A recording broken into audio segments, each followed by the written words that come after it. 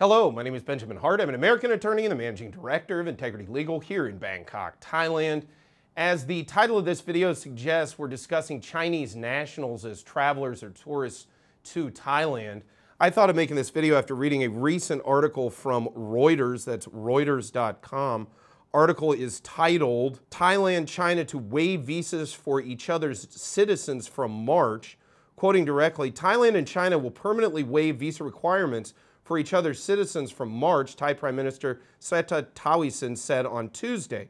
Southeast Asia's second largest economy, which relies heavily on tourism, in September waived entry requirements for Chinese tourists until February of this year. So just for some background here, yeah, they went ahead and basically gave Chinese nationals a visa exemption going back into September, but the presumption was that this would end beginning March 1 of 2024, but now it appears, and from the context of the article, I can't quite tell if this is finalized. It looks like it is, that Chinese nationals are going to have a permanent visa exemption here to Thailand. They're going to be able to get a visa exemption, not dissimilar from, for example, American passports, which currently get 30 days, although I do believe Chinese are going to receive 15 days in terms of an exemption. We will keep you updated on that as that evolves, as we see the terms evolve. But yeah, long story short, what we're looking at here is a situation wherein this visa exemption is going to continue apparently into perpetuity, or at least into the reasonably foreseeable future. Now, someone who sent me this article or put me onto this kind of thought that I would have some big issue with this, probably based on the fact that I made a recent video where I got pretty upset about the fact that Chinese police might be patrolling the streets here and some other issues associated with Thai commentary on this situation inside China. But leaving all of that aside, I think I kind of surprised this person because I was relatively ambivalent about this. In fact, my response was, I'm kind of surprised this didn't happen sooner.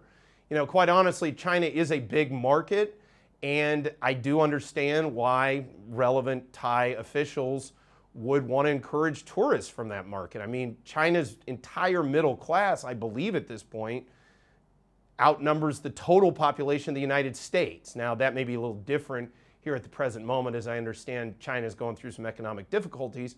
But again, they have a massive middle class. We've seen in the past they have an interest in Thai tourism. Now, question posed is why this and why now? Well, one, Thailand has seen, I think, the benefits of visa exemptions, especially for tourism. Now, again, we're not talking visa exemption, just come here and live here. We're talking about tourism. Come here, stay a short time, leave. But that said, they've seen the benefit of it. Meanwhile, and I'm going to get into this in another video I'm making contemporaneously with this one, biometrics and digitization have wildly and fundamentally changed immigration enforcement here in Thailand. So in the past, major markets like India and China, Thais were a little bit more reticent, I think, especially at an official level, about folks from that big of a market being able to sort of act as a deluge onto Thailand, sort of come in as some sort of horde, if you will, and sort of overtake us all down here in a way. With the improvements of digitization and biometrics, immigration enforcement is more feasible now.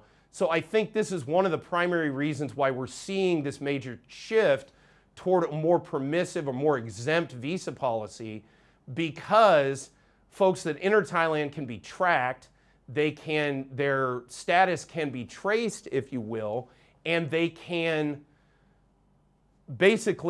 ascertain who's on overstay, they can detain them, and they can deport them. So long story short, it'll be interesting to watch how this impacts tourism overall here in Thailand, but we will keep you updated on this channel as the situation evolves.